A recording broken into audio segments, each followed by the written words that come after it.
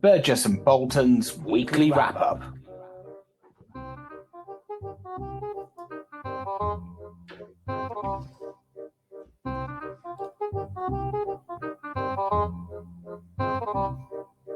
Hello, Ben.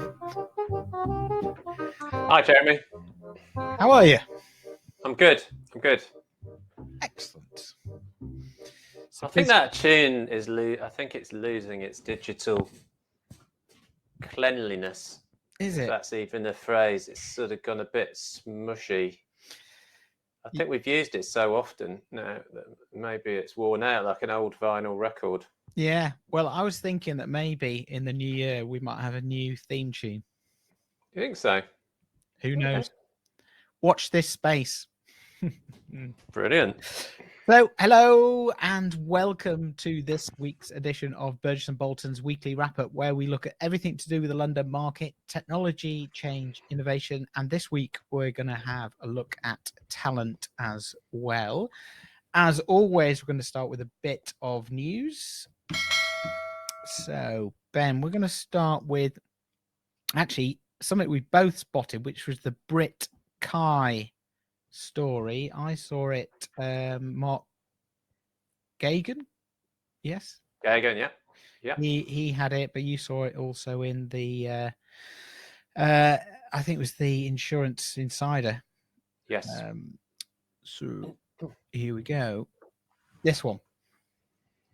This is it. Adam McNestry wrote an article about this, and it was posted in lots of places, that Brit Kai, the algorithmic follow syndicate that is run by Brit, is going to increase significantly its stamp next year. And it's going to go to 1.2 billion from 400 million. Sounds good. It's good. That's a lot. That's a big. That's a lot of growth. It's an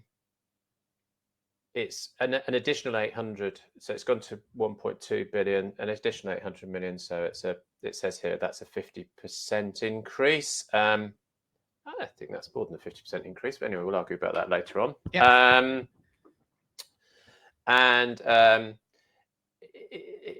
It's on the face of it seems quite good. It's a new idea. It's one that's been talked around for some time, which is, can you do this algorithmically? Beazley has a what they call the smart tracker syndicate, which is not dissimilar. I think that's more of an indexed approach, a tracker index approach, whereas this, I think, is claiming to be more of a computer stock picker as opposed to a human stock picker, and it's been developed by the UCL, the University College of London, and Google was mentioned, but it says Google Cloud. Well, I mean, anybody can be on Google Cloud. It's not really Google, but it's backed by Blackstone and obviously Fairfax, which is the owner of Brit, and a few other organisations. So on the face of it, very good news. It has been brought up by a few others, and indeed Adam brings it up in this article that there's some level of murmurings, affront, downright anger at this, because of course if Brit gets this, why don't human follow markets get the same treatment? Is a computer being given favored treatment over a human being because of its algorithm?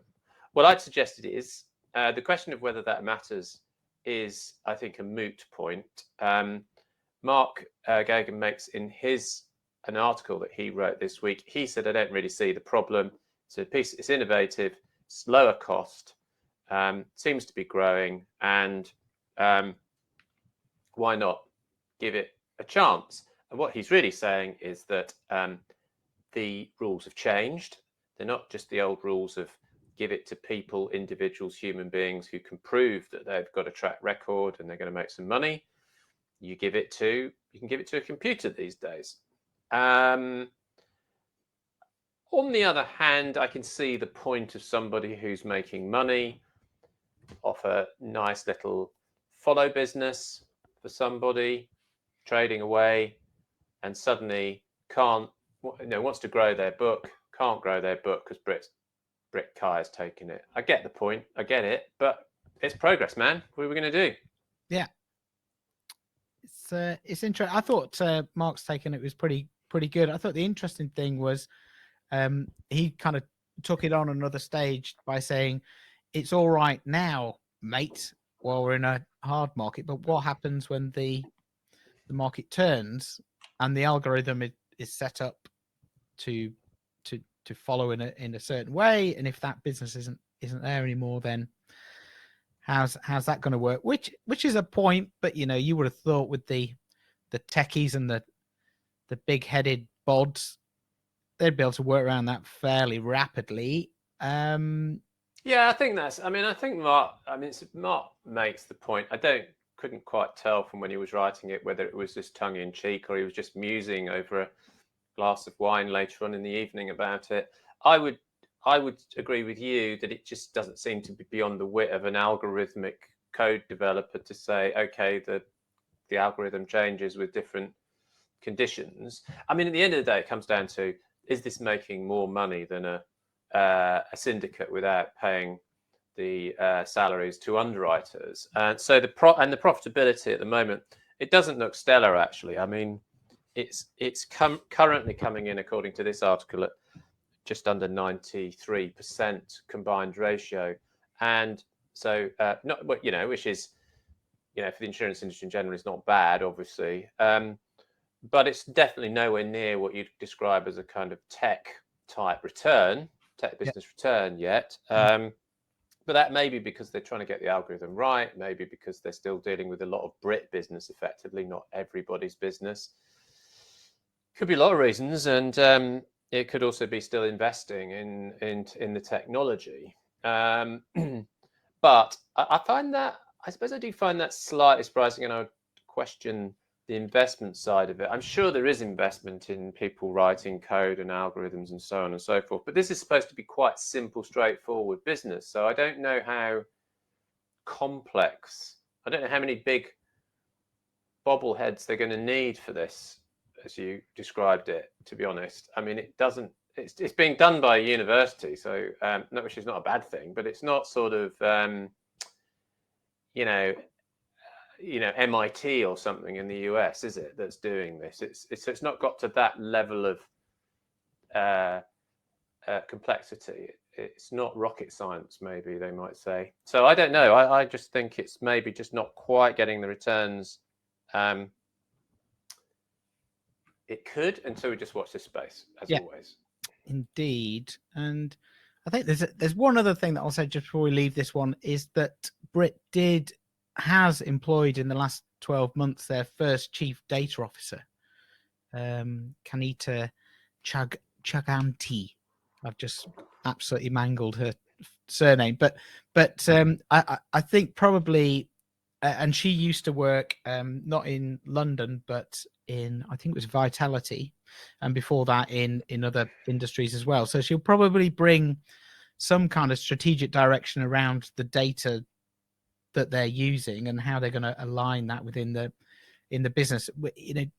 We've talked about data before, and you can get into a real wormhole around it, which we're not going to do today. But I think most organizations I speak to need to address some serious defects in their data structure, quality, and just standards across their own organization, let alone across the industry, in order to get this. Yeah, it would be good to get someone on from Brit Kai, wouldn't it, to talk about it? Because I don't understand. I mean, my point still is how complicated can this be? I mean, it's presumably it's small slivers of risk on the back of a slip that's already been managed by a lead, and therefore the only thing that's different, in a sense, is there's no actual human underwriter to do this. They just simply apply some kind of model, which could be even done, I guess, on a spreadsheet. I don't know what the way they're doing it, but because this is where the algorithm gets overused. Yes. my God, So, but what is it? I mean, how long does it take an underwriter to write a lead risk? I mean, it doesn't take them very long to write big risks in the market at the box when it's human. So to write a follow bit of business on this sort of system, obviously it's going to be quick and simple and efficient. The question is, does it make losses, and is it getting it right? Which I guess they won't find out for a little while. Yeah. But I don't know. It doesn't seem complicated to me. No. It doesn't seem that complicated. And I also have a suspicion that people who do trade in these areas, humans who trade off these follow risks, they're not always quite as clever as they make out. Although I know that one of our partners that we deal with, they've just done an article on this about how you can make decent money as a follow. Yeah. Hey, what do we know? I don't know. I know. Anyway, good. Thanks, Ben. Right, let us move on to Amazon. Now, this is a story that we broke, obviously, first to break it in the industry. So Amazon, coming into insurance. I think what's interesting is the way that it's kind of shaking down and some of the detail about how it's going to be positioned. And you're going to lift the lid. You're going to look under the bonnet, Ben, and give us your mechanic. Yeah, well, that's what I said to you. I was lifting the lid. It's not exactly lifting the lid. I mean, I've not lifted it very far. If it is lifting the lid, I just had a quick peek. Right. So what I think people have kind of missed some of this, and it isn't, and someone has been picked up. But what the issue that Amazon would have had going into this market is there are a lot of the aggregators already out there, the confused.coms and all that sort of thing. Those have largely been sold. It's quite a mature part of the business because obviously it's a price-driven model and it's a tech-driven model. So I think it, like all those things, it sort of runs out of track after a certain amount of time. So what Amazon's had to do, I think, is think of something different and new. And of course, what you'd expect is some of the things you see here, which is simplified shopping the Amazon way, and I suppose compare insurance policies the Amazon way. Those are two tech aspects of benefits that you would imagine you would get from an Amazon type of experience, but two that I don't think are really there and are a very interesting challenge for insurance, which is generally a price-driven, commoditized type of play, particularly this end of the market, is standards.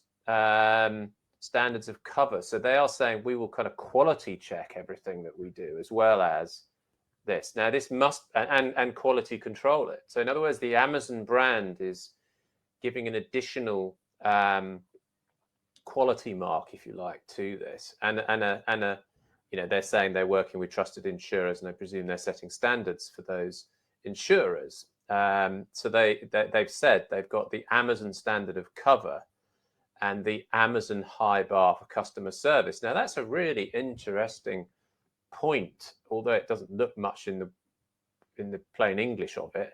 But what they're really saying is we are setting these standards of service high. So they're saying this is a service play and a quality play, whatever the quality play means. But they will ask you to pay more for that, a little bit more for that, I expect. And they're saying we're not going to race to the bottom. We're going to just use the Amazon brand to sell insurance, and people will be reassured. Now I tell you why that's interesting, because that's a hell of a challenge to the brands in the insurance industry that currently sit there. They're essentially saying they're putting themselves above a Gears Co-op, LVE, or whatever they are, and saying the Amazon brand sits as an umbrella over that. It gives you more reassurance that we're better than those already reasonably established brands you might imagine in the personal line space. So this is it is not just a, wow, what can Amazon do with their tech and their logistics? It's Amazon saying our brand is so trusted that it's better than most insurance brands, and people will pay more for that. And I think they're probably right. So long as they can deliver on the promises, Well, and you would have thought that they'd stand a good chance of being able to do that, because as we talked about a lot, and we'll talk about a bit later, a lot of this stuff is about logistics and communication, and they're very good at both of those things. yeah. I mean, it's a bit of a Apple type app store play, isn't it? Saying you get good quality things because we set it up to our own standards, our high standards of tech and everything else that you don't need to think about. It makes it simple. I get you. I get why you would say that you think they're right. I mean, I would too. I think that what this sort of insurance isn't the be all and end all. I don't need it to be complicated. We've talked about that before. I just need to get it from someone I think is going to be trusted. And Amazon can't afford not to be trusted. Yeah, it's too big not to be trusted. Whereas insurers have settled, I think, for a very low bar of being not that trusted, and think it's okay. So I think this is the biggest challenge. It's not a tech challenge. It's a brand challenge. Yeah, really, that's really good.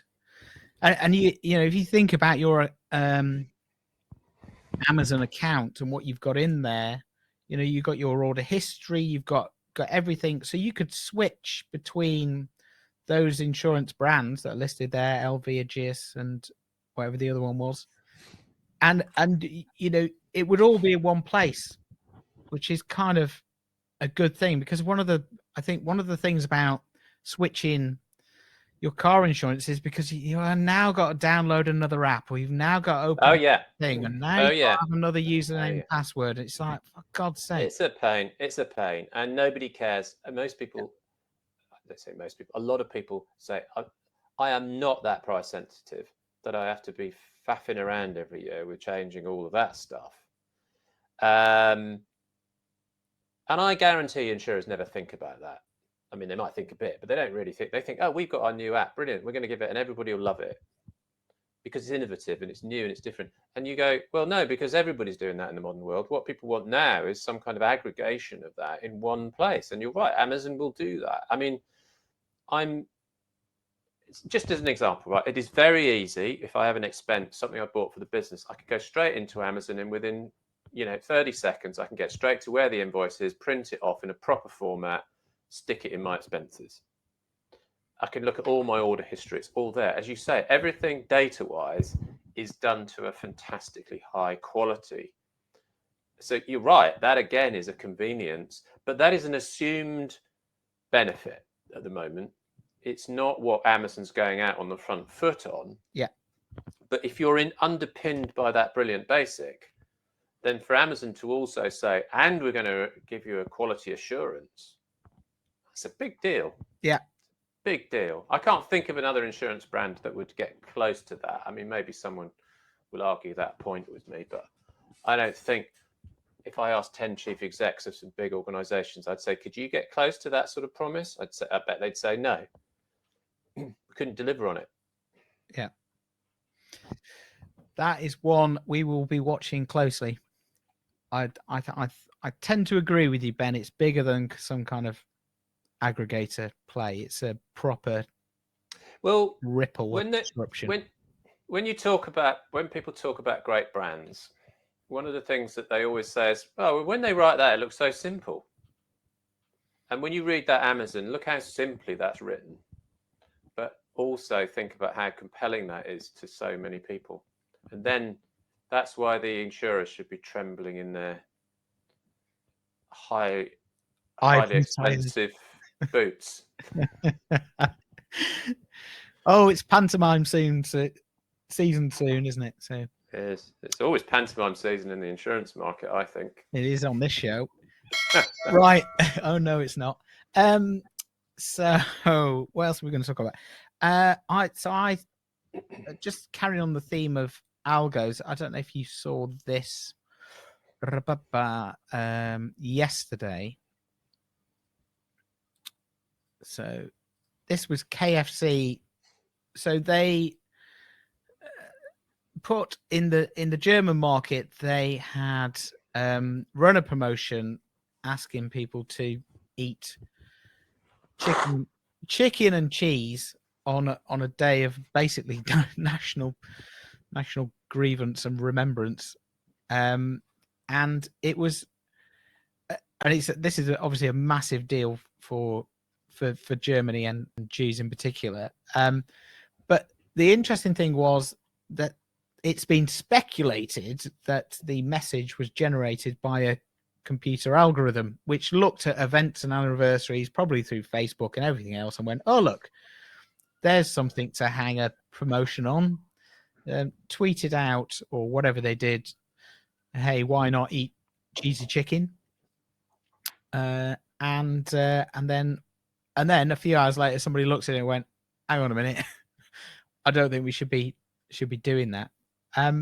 So I just think it's quite interesting. We often talk about this sweet spot between technology and humans, and we say, if you get that right, it's, you can achieve some brilliant stuff. This is the flip side of it. This is when those two circles are so far apart that there are no checks and balances. No, I mean, this is what they say at the end here is rubbish. I can guarantee you 99.9999% they never check that. They just said that, send it out on the computer system, and that's it. Yeah. What you're right about this. What I think is interesting is that when a computer gets put into gear on this sort of stuff, particularly for these promotions, one of the problems here was that in the Jewish faith, that chicken and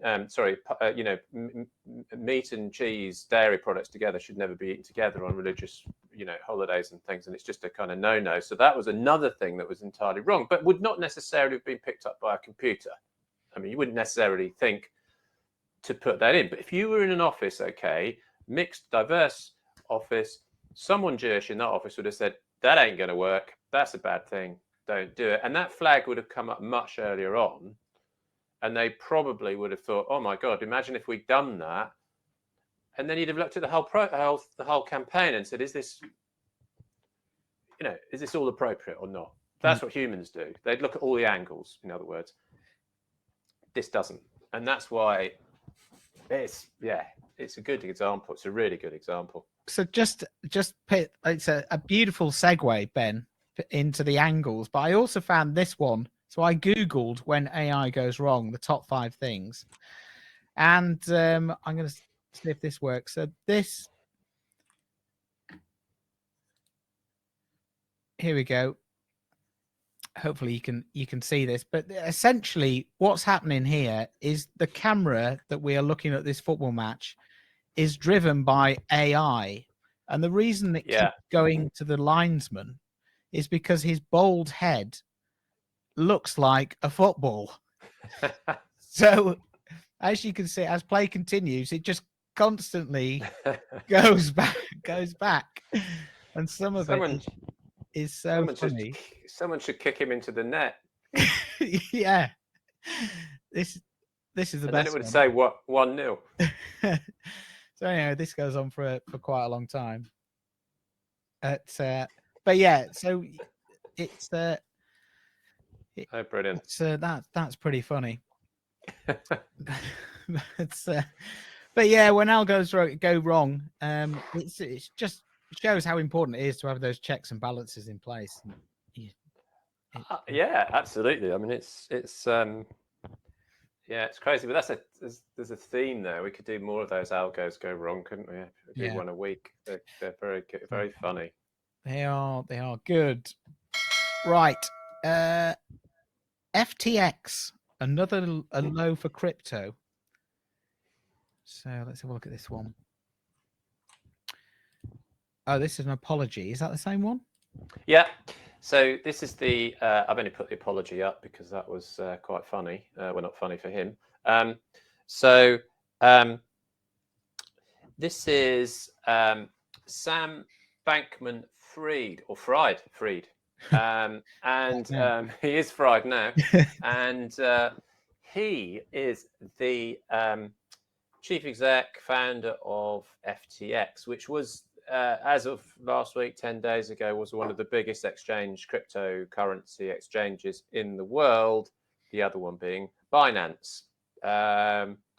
So as I say these things, I realize I'm slipping into waters unknown largely, but I'm going to keep going with it. But so Sam Bankman-Fried has been, it seems, has got into trouble. So really, these crypto exchanges are just holding clients' money to buy and sell or trade crypto currencies, Bitcoin and the rest of it, right? That's how he made his money. He was worth 24 billion as of about 2 weeks ago. Wow. And he's now worth less than $1 billion, which I'm not going to weep any tears for, but it's quite a shift. It's quite a shift, right? And so what's happened with FTX? Well, suddenly they started to have cash calls on their business. There was something up, as always with these financial scandals, something going wrong. People started saying, can we withdraw our money? Investors started withdrawing the money. And FTX said, oh, don't worry, we've got the money, but actually we're going to stop you withdrawing the money.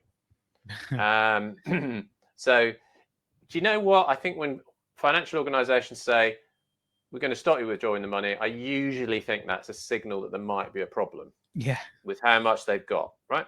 So you and I know, because we listen to all sorts of interesting podcasts, the financial markets these days work on collateral.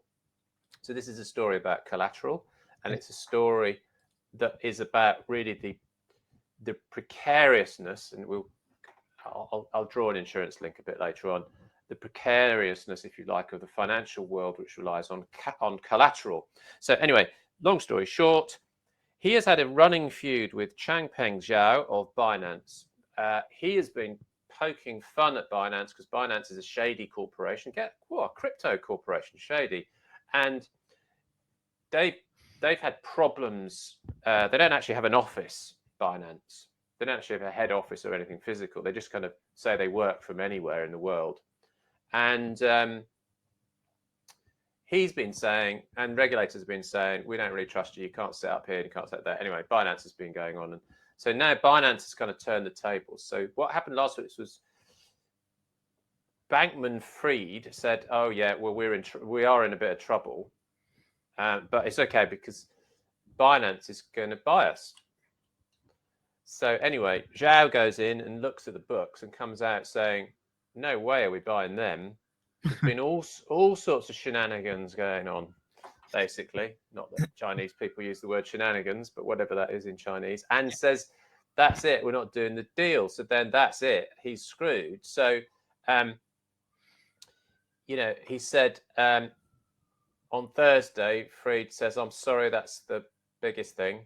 I fucked up. I should have done better. I don't think that's much of an excuse when you think of what's been lost. But anyway, so what actually has happened is he had another company, and that company was basically borrowing money.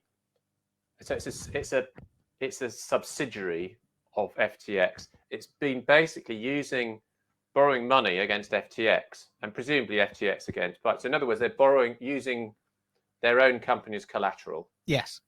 It's like Tin saying, "I'll set up a Tin B," and they could borrow money against Tin A versus Tin B. So that's why it probably didn't take the guy from Binance very long to work out. They've been cooking the books, basically, and cooking the books to grow the business.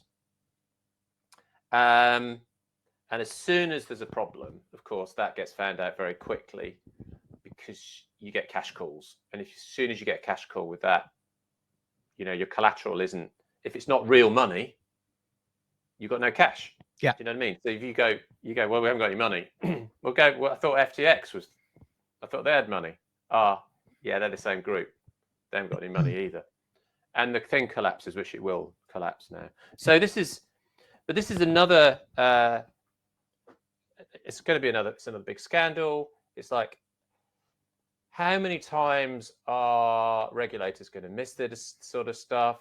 It's very much the same sort of mess that's happened. It's pretty typical, I think, of a time that we're coming out of now where money has been very cheap. So everybody's thought, doesn't matter what we do, it'll always be cheap. It's a very human kind of scandal, I suppose, in that we all just everybody gets complacent and believes it's all going to be all right. And it isn't. So I think it's kind of interesting when you look at this against the boring old world of insurance, whose share prices are now going up, because in a way they have not, as far as we're aware, sort of engaged in too much of this, the outer edges of finance, which most of the rest of the world seems to be in on. I mean, we may find, like with AIG back in 2008, we get a blow up somewhere. But there's going to be a blow up somewhere. It started in the UK over gilts. This is another one where there's a blow up. So everybody's been lending money to one another, providing collateral, and it's starting to fall apart. It's starting to fray. So these are things that are breaking in the system, basically. Yeah.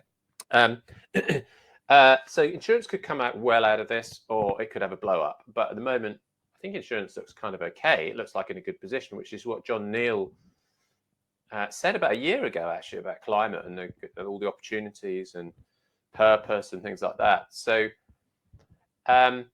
against these casinos, insurance is looking pretty good. Yeah. And that kind of neatly brings us up onto kind of talent and kind of brand, which is kind of what we wanted to finish off talking about. And you saw, well, I think you listened to a podcast, I think, with Matthew Moore from Liberty and Caroline Wagstaff.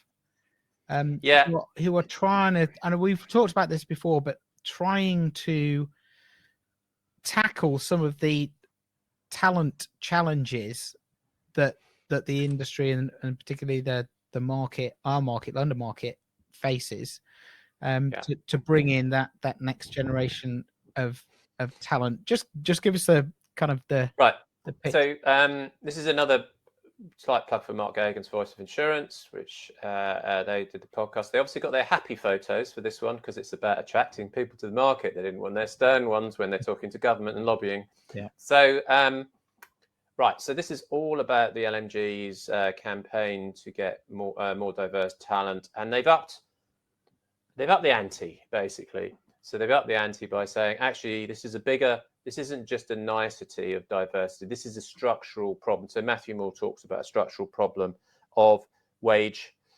inflation that has been happening for a few years, and it's hitting costs. So simple big message is this is costing everybody money, so we've got to do something about it. So support it, basically. So it's not soft. And there are some soft aspects to it, but it's not soft. And it is also predicated on data. So that's that's a good thing. I mean, they say we don't want to do this on anecdote anymore. We want to look at the data. It was a bit thin, this on data, I have to say. I thought there could be some more statistics. So to that end, I'm going to show a statistic in a minute because I've got statistics. No flies on me, mate. I'm straight in with a bit of data. So it was a bit thin on the old stats, really. But I suspect they're getting those together at some point. But there is. So Matthew describes the whole talent problem as structural, pretty alarming. The market hadn't invested properly, he said, since 2005, 2006. Huge overrepresentation now of over 50s versus younger people. Also, I think more widely, I think there's a question of who are we trying to attract and what we're trying to attract. And I'll come on to the solutions in a second. But the who are we trying to attract is kind of an interesting point that Matthew makes about it. Just needs to be a diverse, very fluid type of group of people, not just looking for certain types like data scientists he mentions. And Caroline also makes a good point, I think, that we're not just, what we're trying to create is a pool of people that people can fish in. So we're not determining what sort of people we want in the market. We're just saying we'll create a pool of talent who come here, and then people can decide what they want for their own organizations, which I think is a good idea. And I think it supports a diverse range of businesses with different plans and strategies and so on. So not a bad thing. What are they doing? Well, number of things. So 3 things cut through. So the first is a kind of brand story, and Caroline says that's a 5-year job at least. It's a brand development for the market, and it's got to cut through to a wider group of people with digital engagement. The phrase TikTok was mentioned, which I guess, got to be down with the kids. The other, which is not surprising, is about universities, and they've identified 15 to 20 universities. I assume not including Russell and Oxbridge. I'm assuming they're going to a wider, casting the net more widely. You would have hoped so. Well, because that's what we get at the moment, right? So I guess exactly. that was not actually said, but I think that's the point. School leavers, they've got, Caroline makes the point, 16,500 schools in this country. We could get, lots of businesses outside of this sector are recruiting directly from school leavers, not necessarily doing degrees. And they're targeting 50 schools around the M25, and they're thinking and hoping to set up a London Market Academy. So those are all the things they're trying to do. They also touched on the idea generally of it was quite wide ranging, but a kind of more so for building up the brand of the market, I think, and making it more welcoming as a kind of red carpet treatment for businesses and people coming into the market. And I guess that's right across the board, which I do know this does happen in Singapore, and they're much better at it. And I've always noticed that, for example, and apparently it happens in Bermuda as well, which I don't know about. But the markets that are hungrier, I think, to beat London have been less complacent and have set this sort of thing up, and London hasn't done it. So that's fine.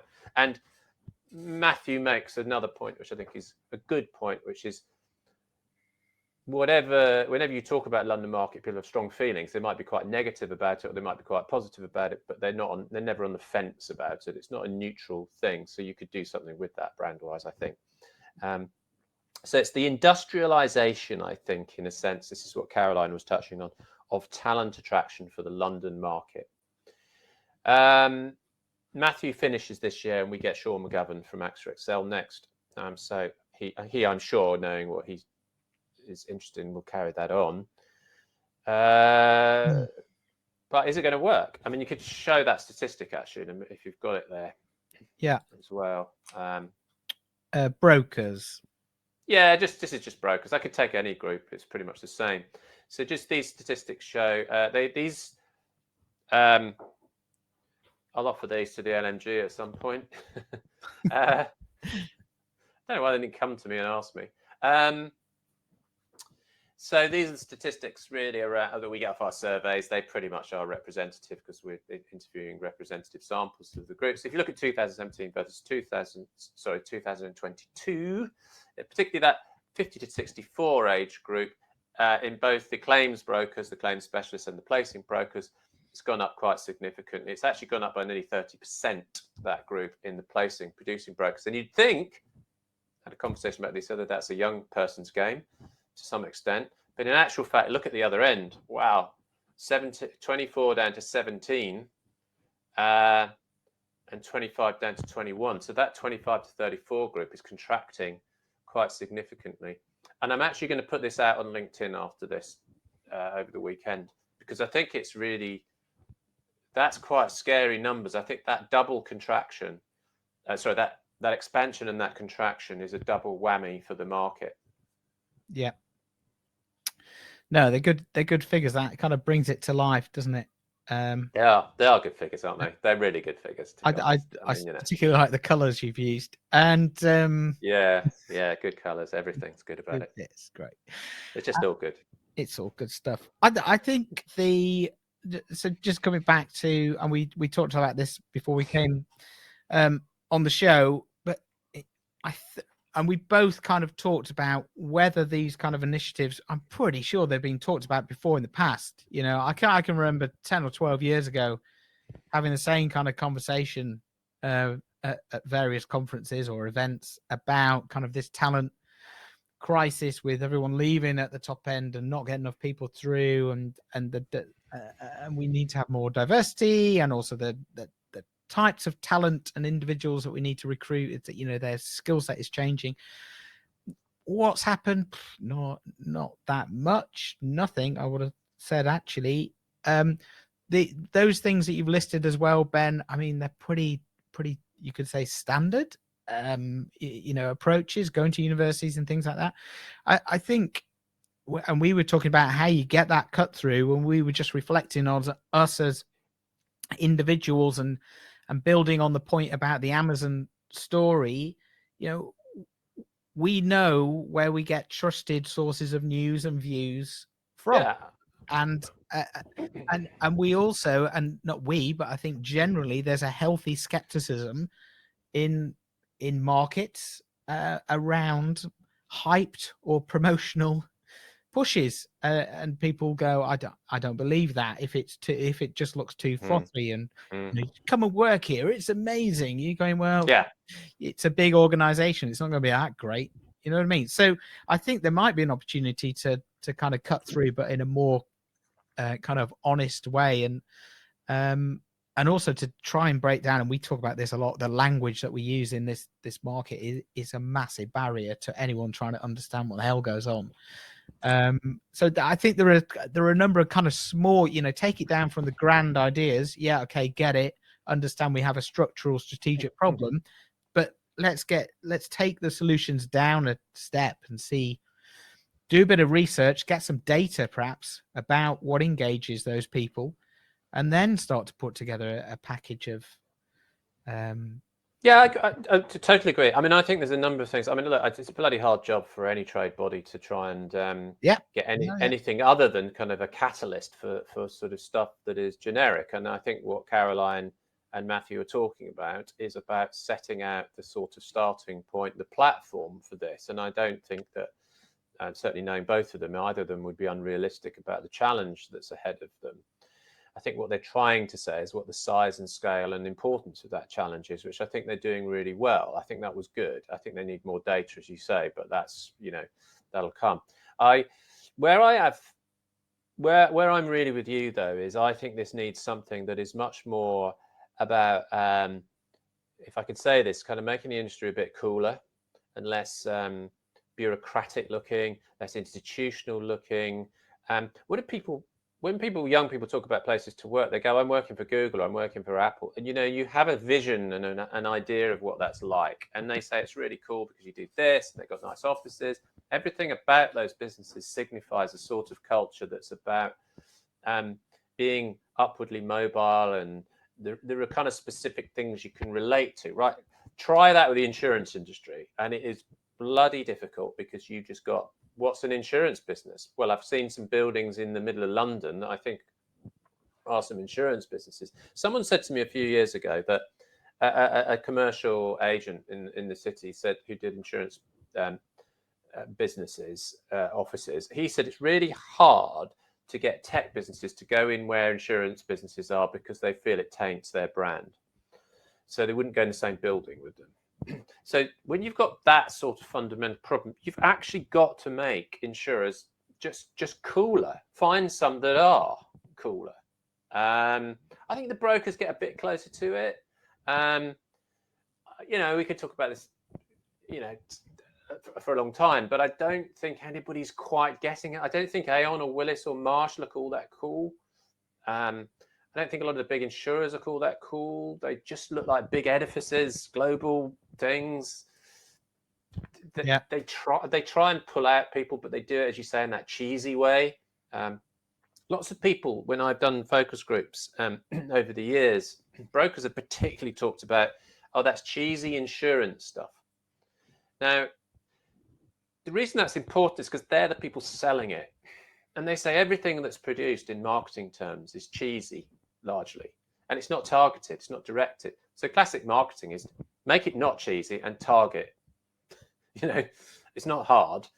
And then it works, right? What's the benefit targeted? So, but even the people from within the industry are saying that doesn't happen. And our own people don't do it. So we've got to get sharper about it, I think is the word I would use. I think it's got to be, I think it's great what they're talking about at the LMG, but I just think it's got to be much sharper, and I think it's got to be picked up by the businesses themselves, such that they see the importance of it. All that the LMG can do is do it across the market, and that question was raised. But I do think it comes down to you know, Hiscox was quite a cool brand a few years ago. I don't think it is anymore. And I thought Hiscox could have switched that into something more around talent and things, as opposed to the product itself. They didn't decide or choose to do that, but they could have done potentially. Lemonade and things have tried to do it in a more kind of generic, digitally tech territory. I don't think that's, ultimately that doesn't really touch the core of the insurance industry. But look at Amazon. Just walks in, not into commercial yet, but into something, and just has a nice, simple idea. And the whole point about brand building is it's done over time. Amazon's brand has been built over the last 20 years. Yeah. It's inside all of us. We trust it. Yeah. We may not like it. We may not like everything about it, but we do trust it. And we know it'll do what it says it will.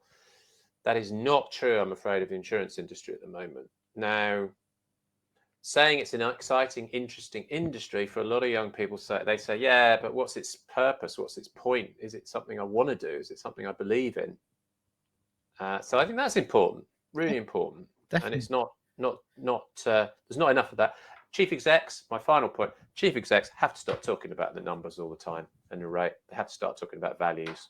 They have to start doing what Stephen Catlin does, David Howden does, Chris Lay does at Marsh, I think, to some extent. Greg at Aon does it, but I don't think enough execs do it. Yeah, they seem to talk about their own self-interest and money, and they've got to get out of that shell, and they've got to start talking to the people. So yeah, I mean, it's a good idea. But it's got to be taken forward by more people. Yeah. And I don't think they disagree. I don't think Caroline and Matthew would disagree. It's good though. I listened to it and I thought, yeah, I'll do something about that. Good. I'll help in my own small way. Support on the sidelines. I don't know. I might get involved. Get involved, man. Yeah. Get real. Get real. Yeah, well, we're down with the kids. We can. Oh, I got kids cheer. There we are, down with the kids. That's proper kids, isn't it? They're really young. They're below even that 24-year-old threshold, I think. There we are. Right, thanks, Ben. It's good. Right, what you doing this weekend? I got this because it is Remembrance Day today. Oh, it's nice, isn't it? And so I'll be going to the service on Sunday. Lovely. But apart from that, not a lot. You got anything on? No, not really. Just going down to see some relatives on Sunday, so I'll watch the service and take part in that. Yeah, it's important at the moment, that one. Yeah, it is. Yeah, it is. So, it's lovely that. Oh, yeah. Beautiful. Back to I have a bit of a bugbear with all these different types of poppy things now that you can get, the merch. Yeah. Poppy merch. I think you've brought it back to its authentic center with that bit of video. Yeah. Footage. Makes it real, doesn't it? So that's good. Yeah. I'll tell you the other thing is I put 10 quid in the box and I got some poppies for me and my wife. And then I've just forgotten to wear them ever since. They're just sitting on the side. I'm like, oh well. I have supported. I know, Yeah. Especially when you go into town, you're like, oh damn it. Yeah, I know, that is the one thing. That's a very good point, actually. I always think that every year. I think, oh damn, I must get it tomorrow. The guilt of not doing it. And then even if you've paid, you forget to put it on, or it falls off one night or something. You think, no, I actually have got one. I have got one. I am there. That's the next bit of merch they should do. Yeah. I have got a poppy, honestly. Yeah. That's it. Stamp. All right, good. That'll be an app, won't it? Okay, good. Right. Thanks everyone for tuning in. We shall see you next week. Have a good weekend. Cheers, everybody. Bye.